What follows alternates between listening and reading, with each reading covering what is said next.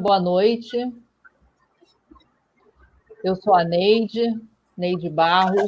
Estou aqui hoje com a Paula e com o Luiz Felipe Sendra. A nossa ideia é começar os nossos primeiros vídeos do nosso canal Neide Barros, que vai estar no YouTube a partir de amanhã, no Dia Mundial do TDAH. Por que a gente escolheu esse dia? Primeiro, porque a gente lida muito com TDAH. E toda vez que a gente pensa nesse dia, a gente entra numa de estudar um pouco mais, de refletir sobre a nossa prática e ver as coisas como elas acontecem. Vou tirar aqui esse parte do meu microfone, porque tem muito barulho e acho que está ficando pior. Mas vocês vão me dando uma sinalização de como é que funciona, já que é a minha primeira vez numa live. Então, pessoal, o TDAH, que é o transtorno de déficit de atenção, hiperatividade e impulsividade, ele é bem antigo, mas todas as vezes que alguém recebe esse diagnóstico, seja família ou um próprio adulto, tem sempre alguém para fazer um comentário. Comentários do tipo: no meu tempo de escola, nunca ouvi falar em TDAH. Parece que agora todo mundo que vai ao consultório tem TDAH. Esse tipo de comentário, ele se transforma num sofrimento maior ainda para quem está vivendo essa angústia de não saber ainda se está fechado ou não o seu diagnóstico. Ela gera uma estranheza, né?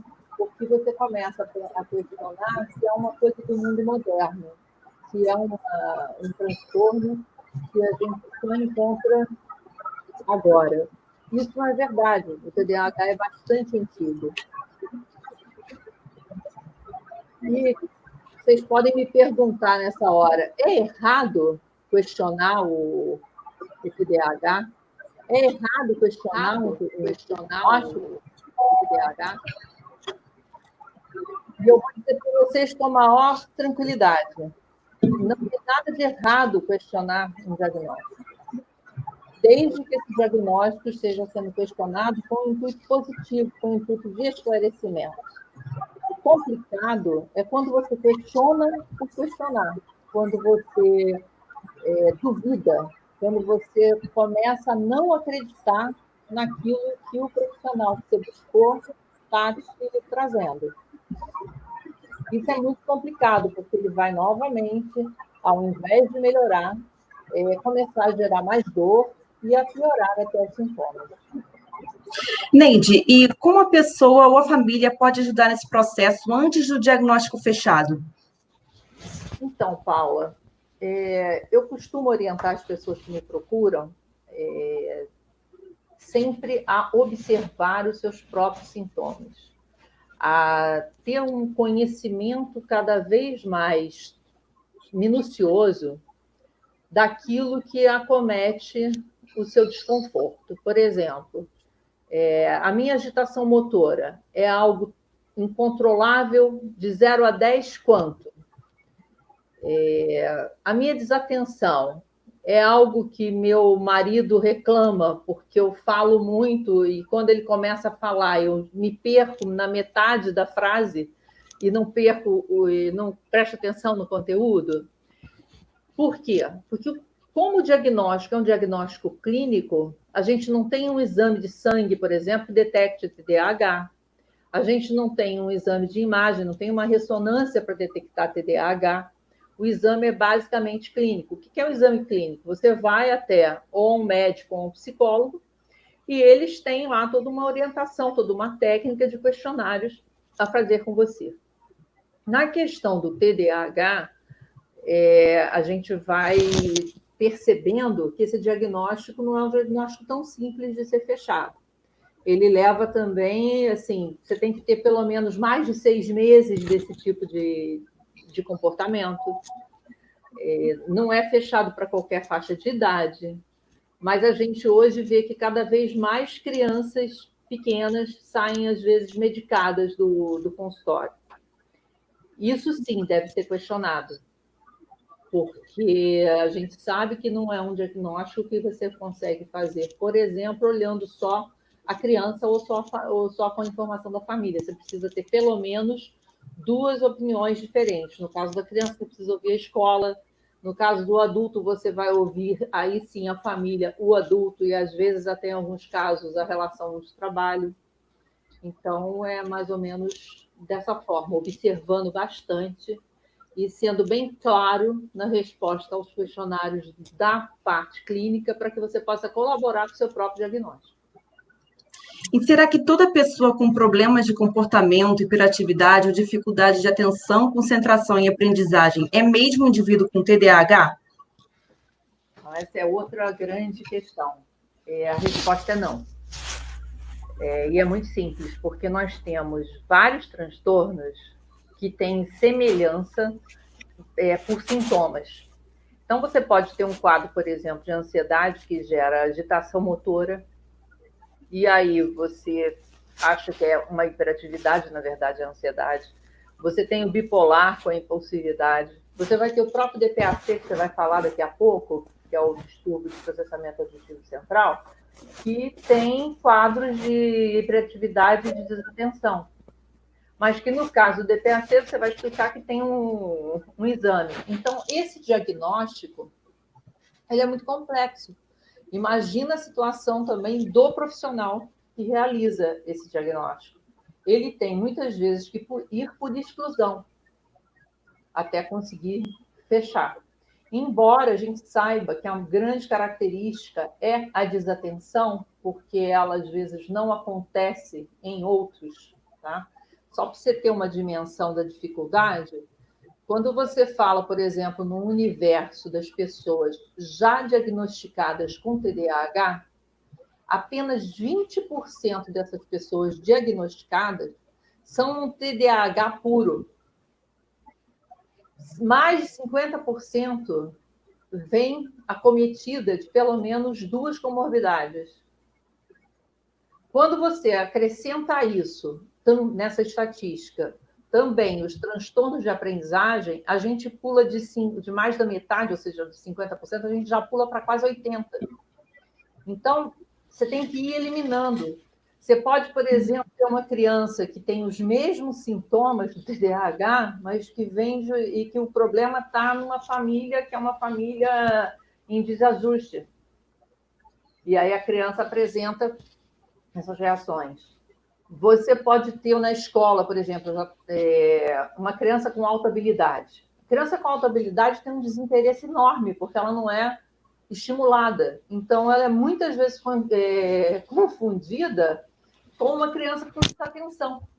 Quando você tem um teste neuropsicológico, que é outra ferramenta muito utilizada também para que a gente possa estar fechando o diagnóstico, você vai perceber que ela tem alta habilidade, que ela tem um desempenho muito acima da média. E aí basta um ajuste na escola e você acabou, ou seja, ela não tem o transtorno. Então, só para dar uma dimensão da dificuldade que é para o profissional fechar esse diagnóstico. Tá? Eu queria que você falasse um pouquinho para a gente agora nessas semelhanças do DPAC, porque é uma coisa que a gente encontra muito aqui na clínica.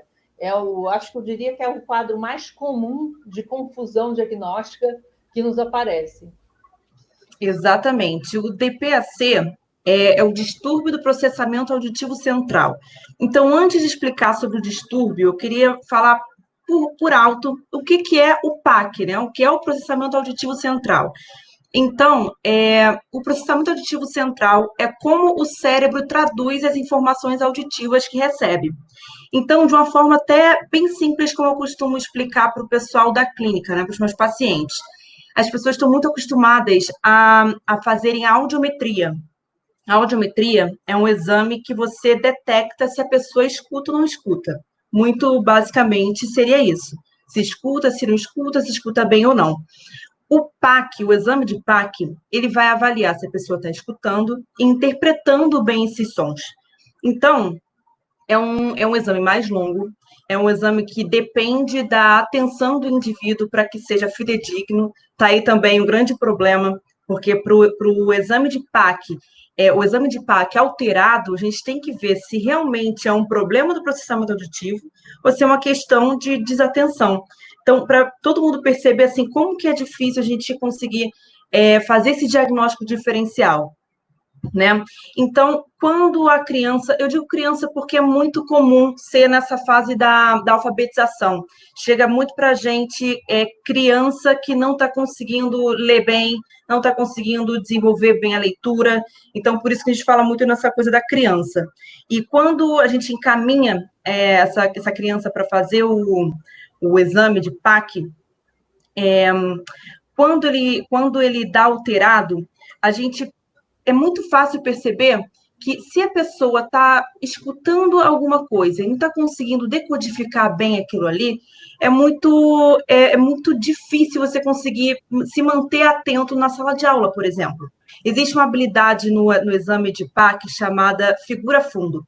Figura fundo é quando você consegue se concentrar em uma mensagem mesmo com um ruído competitivo, que é exatamente o que acontece nas salas de aula. Então, assim, às vezes a criança tem uma sala de aula que a janela fica para a quadra da escola, ou fica para a estrada e passa o carro o tempo inteiro fazendo barulho, ou os próprios colegas conversando. Então, ele até faz aquele esforço para tentar se concentrar. E às vezes até consegue, só que ou se concentra na mensagem errada, se concentra na conversa do amiguinho, ou até tenta, se esforça para se concentrar no que a professora está querendo explicar, mas é tão cansativo para aquela cabecinha que ele acaba se desconcentrando. Então, por isso. A gente acaba tendo também casos que são conjuntos, né? Existem muitas crianças que têm o DPAC e que também têm o TDAH, então não é uma coisa só excludente. É bom que a gente não confunda, né, as pessoas achando que a gente está só excluindo. Realmente existe uma incidência de TDAHs que chegam para nós sem o diagnóstico do DPAC, que a gente percebe até pelo mapeamento funcional do cérebro para o treino do neurofeedback, eu consigo perceber e encaminhar mais para uma coisa ou para outra. Exatamente. E esse diagnóstico diferencial, você bem disse que pode ser algo associado, né? É muito importante para a gente conseguir fazer o nosso planejamento terapêutico, né? Já até falando um pouquinho de terapia, mas para a gente conseguir fazer com que aquele paciente evolua de uma maneira adequada, o diagnóstico precisa ser feito de uma maneira muito bem feita, né? E com muita atenção. Perfeito. E aproveitando, Neide, você poderia me dizer um pouquinho mais quem eu procuro para confirmar esse diagnóstico? Então, isso é outra coisa que é muito importante também. Você tem o médico, psiquiatra ou o psicólogo habilitados para esse diagnóstico. A questão toda é que a gente, quando pensa em médico psiquiatra, a gente cai naquele estigma, né, do psiquiatra. E isso a gente tem que vencer de alguma forma, porque o psiquiatra, ele é o médico que estuda as questões relacionadas ao funcionamento do cérebro e a questão desses transtornos. Então, não dá para imaginar que um médico que estuda, que se especializa nisso, é pior do que um médico que se especializou na pediatria geral, na clínica geral pediátrica. É claro que o médico pediatra pode desconfiar, mas um psiquiatra infantil, por exemplo, vai poder olhar de uma maneira mais adequada. Eu sempre vou puxar sardinha, óbvio, para os psicólogos, mas isso porque eu não sou médica. Mas também não é por conta disso que eu vou achar que não é no médico, né? Ainda mais que a gente tem hoje a questão do sistema de saúde, que busca sempre as indicações nos planos, ainda pelos médicos. Então, isso é uma coisa importante da gente poder dizer para as pessoas. Mas o mais importante de tudo é que você busque um profissional que entenda do transtorno. Mas o mais importante de tudo é que você busque um profissional que entenda do transtorno. Felipe, deixa o seu no mudo, porque está dando eco. Neide, também uma pergunta, né? Você vê... Pode falar. Desculpa, está dando eco. A pergunta é se você vê consequências, né, nesse comportamento de negação em relação ao diagnóstico, em relação ao médico. Quais são as consequências que você vê nesse tipo de comportamento de negação que as pessoas têm? Ótima pergunta, Felipe. O comportamento de negação é péssimo, porque ele traz muita consequência no futuro. O TDAH ele não é um transtorno que você vai deixar de conviver com ele. Você nasce com ele, você vai morrer com ele.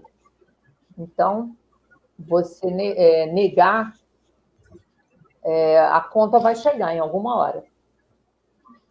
Quanto mais cedo, né, você tem o diagnóstico e mais cedo você inicia um tratamento, mais chance você tem de conviver melhor com você mesmo. Isso é uma coisa que vale para todo mundo, né? Não só para o TDAH. A gente precisa também entender que quando vai a um médico, o médico de fato medica porque ele estudou para isso, então ele vai te propor um tratamento químico, ele vai te propor um tratamento que não funciona? Não, pelo contrário, ele vai te propor um tratamento que funciona. E eu estou falando dos estimulantes, eu estou falando aqui agora da Ritalina, estou falando de Venvance, estou falando de Concerta, mas esses psicoestimulantes não necessariamente atendem a todos, cada caso é um caso. Você às vezes medica a comorbidade e não o TDAH. Então, assim, é muito, muito complexo também a questão do medicamento, você só negar. Por isso que eu estou tocando na questão da medicação. Aliado à medicação, para a questão do tratamento, e o TDAH nunca pode ser visto só como medicação, você tem que aliar a ele todos os outros. É um tratamento multifatorial. Então, quando você vai falar de terapia, que daqui a pouco eu vou pedir para você falar para a gente um pouco mais da terapia comportamental, você tem que ter essa abertura de entendimento. Eu costumo dar como dica principal estude e saiba sobre o que você tem. Leia livros, esqueça o Dr. Google. Existem livros muito bons. Nós vamos deixar sempre dicas no nosso canal de livros que vão informar e que você vai conseguir desenvolver ali a sua educação sobre o transtorno que você está sendo diagnosticado. Então, a ferramenta mais poderosa e a número 1 do tratamento é o conhecimento que você desenvolve sobre o transtorno que você tem. E eu sempre digo para os meus pacientes, não é o transtorno quem te define. Quem define o transtorno é você, porque você pode lidar com ele de uma maneira sempre bastante positiva. Neide, aproveitando um pouquinho que você falou sobre medicamento, você usa a técnica do neurofeedback. Qual a sua posição sobre essa questão da medicação? Então, olha, Paula, eu não sou uma profissional que acha que tem uma fórmula mágica para todo mundo. Eu acho que cada caso é um caso. Eu recebo muitos pacientes aqui que chegam medicados, me dou muito bem com todos os psiquiatras, até porque, como eu os recebo, faço o mapeamento do funcionamento do cérebro, e essa é uma técnica que coloca uma luz sobre a questão clínica, acaba sendo bastante elucidativo para o médico o fato dele ter acesso a esse mapeamento que eu forneço. Então, assim, eu acho que as pessoas precisam entender como funciona especificamente o estimulante para o TDAH. Por quê? Porque ele tem um tempo de duração, ele é uma química que você toma e você, de fato, controla a sua agitação motora. De fato, te proporciona mais foco, mais atenção. Existe, inclusive, um uso indevido de pessoas que não têm transtorno, que tomam esses medicamentos achando que vão ter uma melhor performance em provas e concursos. Isso também é um outro ponto, depois a gente pode falar sobre isso, mas no momento vou voltar aqui para o TDAH. Mas, enfim, essa medicação ela tem essa atuação. Ela é uma química, para não entrar muito em detalhe, e ela vai te possibilitar esse tipo de controle do sintoma. É claro que ela funciona. Quem sou eu para dizer que não funciona? O neurofeedback já não age internamente, ele age de fora para dentro. Nós vamos falar bastante sobre neurofeedback, porque é uma técnica que todos nós usamos aqui na clínica. O que eu não quero me deter agora para ficar aqui fazendo uma apologia sobre o neurofeedback. Mas o neurofeedback faz parte dessa nossa proposta de tratamento multifatorial aqui na clínica, porque ele vai treinar seu cérebro, ele vai te possibilitar, ao longo do tratamento, a neuromodular, a mudar o seu comportamento e a ter mais foco, a ter mais atenção, a controlar essa impulsividade, a controlar a sua hiperatividade. Então, depois que você sai da negação, como o Felipe colocou, e você entra positivamente para o tratamento, você vai ver que a sua qualidade de vida muda substancialmente, não é só o seu foco, a sua atenção que melhora. Porque no tratamento multifatorial, com o treino, e aí pode estar aliado ao medicamento ou não, vai depender de caso a caso, porque em casos, eu já recebi pacientes em que desmamaram o medicamento específico para o TDAH, que são os estimulantes, mas que tiveram que manter outra medicação por conta de comorbidades. Então, assim, não tem a fórmula mágica, não tem a bala de prata. O que a gente tem é um tratamento consistente com vários profissionais envolvidos para que a coisa, de fato, atinja o objetivo.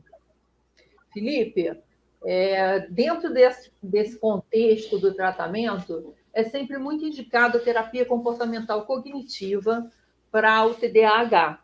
Eu queria que você falasse para a gente um pouquinho sobre ela.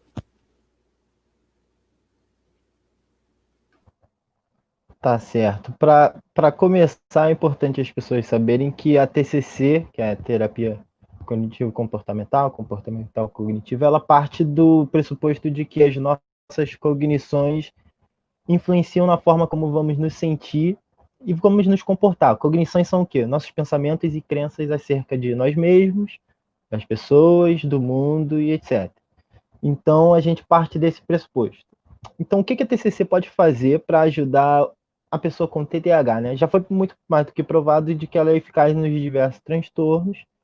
E falando do TDAH, ela pode trabalhar a atenção, a impulsividade, e a gente pode focar numa reestruturação, modificação de crenças, que de fato modificam a forma como nós nos sentimos, como a pessoa com TDAH vai se sentir, e ajuda a desenvolver novas habilidades sociais. Então, a TCC pode usar de diversas técnicas comportamentais e cognitivas, e algumas delas podem ser, e eu vou citando alguns poucos exemplos, mas como algumas delas são estratégia de resolução de conflito, resolução de problemas, automonitoramento, a gente pode trabalhar o manejo do tempo, nessa organização do tempo, e eu disse também a reestruturação cognitiva, porque é importante as pessoas saberem que além da terapia poder focar na atenção e na impulsividade também, a pessoa com TDAH também pode acarretar bastante sofrimento em relação a diversas coisas, a sua interação social, a sua interação na escola, em casa, então pode gerar um sofrimento significativo para a criança ou para o adulto que estiver acometido. Então a TCC, trabalhando na reestruturação cognitiva, que é o exemplo que eu vou dar, ela pode auxiliar na modificação de crenças. Em que sentido que eu quero dizer? A pessoa em sofrimento pode acabar sofrendo com algumas coisas em relação à sua interação social. Então, ela pode desenvolver crenças, pode desenvolver ideias sobre si, tais como de incapacidade. Vou usar esse exemplo. Então, a TCC, focando nisso, ela pode ajudar para alterar esse tipo de crença, e isso vai resultar numa melhora do comportamento nessa interação social e, consequentemente, vai ajudar numa melhora do humor. Então, pensando nisso, há também a técnica de automonitoramento, que é o que eu vou usar de exemplo também. A gente pode trabalhar nesse automonitoramento, que é auxiliar a pessoa a monitorar ali o dia a dia, monitorar o que ela vai fazer, monitorar as coisas para que possa existir uma melhor organização em relação à atenção, por exemplo, em relação à impulsividade para algumas coisas. Então, pensando nisso, a TCC pode auxiliar muito no desenvolvimento de um repertório comportamental mais adequado, mais efetivo, que eu digo, que dê um auxílio e melhore o humor, melhore essa afetividade, esse humor da pessoa. E isso também vai influenciar nas interações sociais, que é um fator muito importante, né?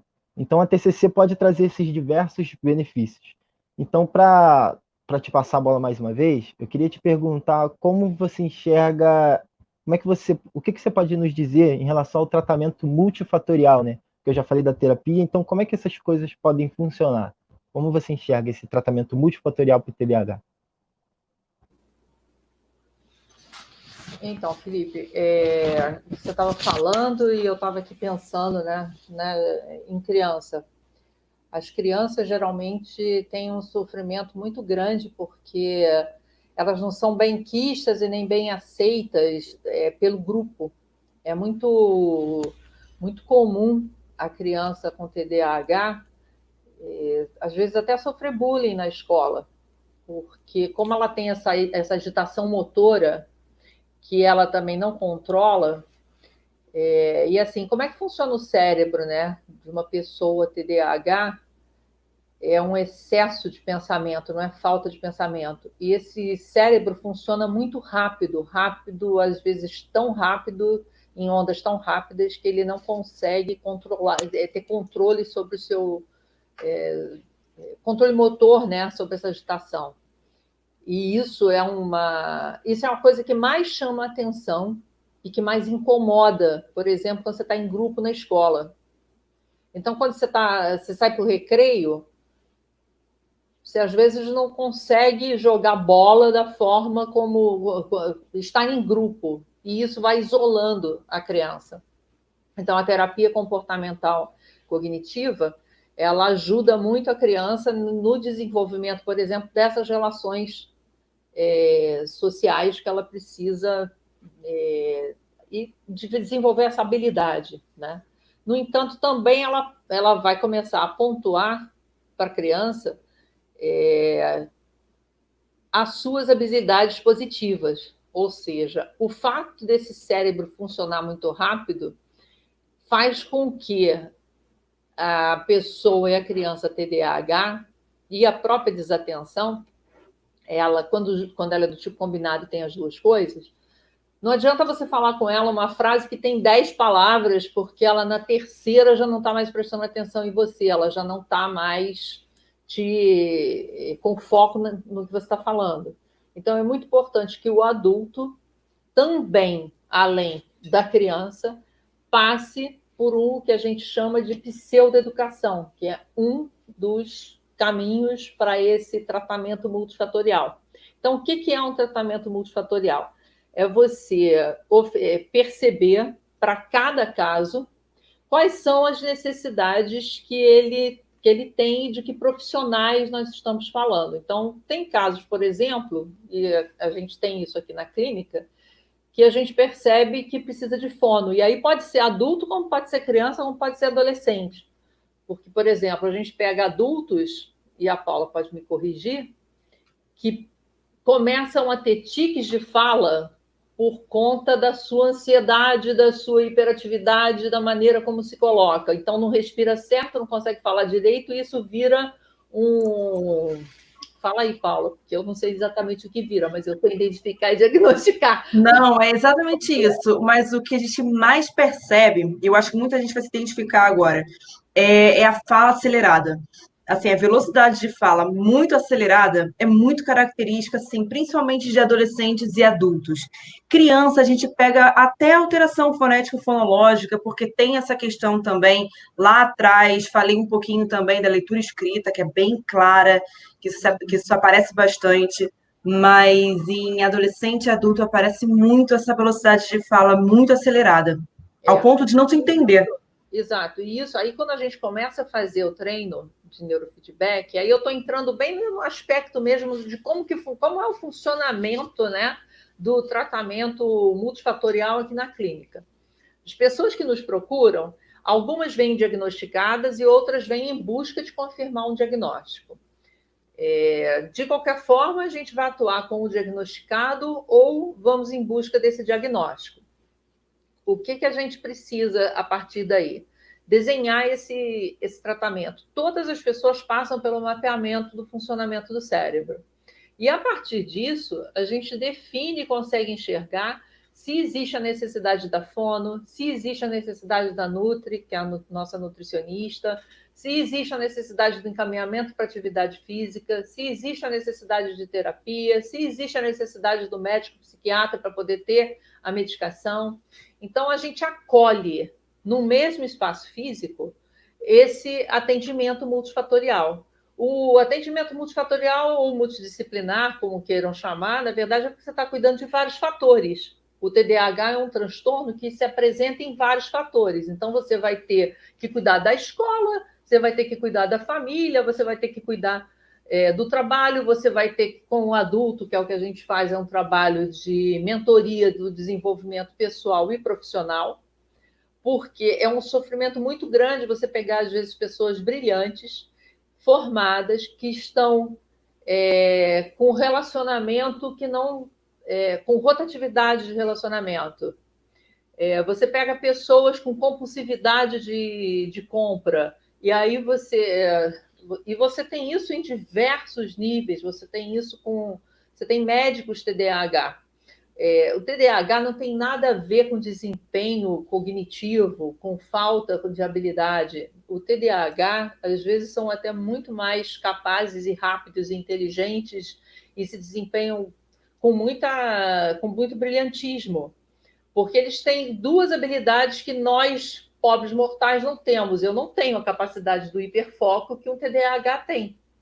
Quando ele gosta definitivamente de um assunto, ele dá um banho em qualquer um sobre esse assunto, porque ele vai mergulhar profundamente com uma capacidade que eu preciso treinar muito para ter alta performance, para chegar ao nível que ele já chega. Ao mesmo tempo, em contrapartida, essa pessoa que possa ter esse desempenho não se sente feliz porque não tem paciência, é impulsiva demais. E a impulsividade é um dos sintomas que, às vezes, é muito deixado em segundo plano, quando a gente começa a falar de criança. Você pega a criança, todo mundo fala, é hiperativa, é desatenta. E, às vezes, ela é hiper impulsiva. Às vezes, a impulsividade dela é o que mais a incomoda. Ela não consegue dar conta e ela fala o que ela quer, ela interrompe todo mundo. Na questão, e a gente estava falando lá atrás das consequências do não tratamento, a gente tem pesquisas que mostram alto índice de TDAHs adultos com acidentes de carro, porque são pessoas que não dosam a velocidade, são impulsivas demais e acabam se acidentando. Isso não sou eu que estou dizendo, tem várias comprovações estatísticas sobre isso. Você tem também danos, esses que eu estava falando, dos relacionamentos, da compulsão para compra, compulsão alimentar. Então, assim, cada caso de fato é um caso, e o tratamento é um tratamento que tem que ser com um desenho bastante adequado para cada um. Eu costumo, para finalizar, eu queria deixar uma mensagem assim para as pessoas. E a primeira coisa a se fazer é você, de fato, não negar o seu diagnóstico, buscar um profissional que entenda do assunto, estude muito sobre o TDAH, Eu costumo brincar com as pessoas assim, saiba de TDAH muito mais do que eu, que fui fazer 2 anos de estudar só o TDAH e fazer uma especialização sobre isso. Você tem que saber mais do que eu. Num outro vídeo, a gente vai estar falando no nosso canal, a partir de agora, só sobre as questões do transtorno de TDAH, definindo melhor conceitualmente. Não vai ser só um bate-papo, a gente vai poder ter, vocês vão poder consultar isso demoradamente. Vão ter vídeos curtos, vídeos longos. Vamos estar falando do tratamento de cada uma dessas áreas. E vamos pontuar para vocês, que primeiro é isso que eu já falei, segundo é buscar conhecer o transtorno, terceiro é você buscar um profissional que possa trabalhar com você, se você é adulto, naquilo que eu chamo de mentoria, aconselhamento e desenvolvimento da sua vida pessoal e da sua vida profissional. Isso não é terapia. Terapias existem muitas. Se você é adulto, busque uma terapia, se for o caso. Se for o caso, a Fono. Se for o caso, a Nutri. Invista em você. E se for o caso, se medique. Não resista.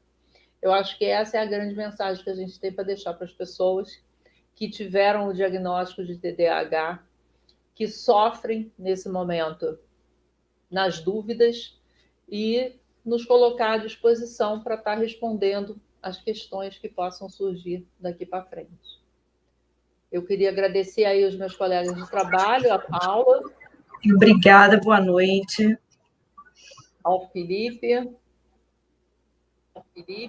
Obrigado. Boa noite para vocês também. Boa noite para todo mundo que esteve aqui nos assistindo. E a gente se encontra lá nas nossas redes sociais. No nosso Instagram, Neide S. de Barros, Clínica Neide Barros, e nesse nosso novo canal de comunicação, no canal Neide Barros. Muito obrigada.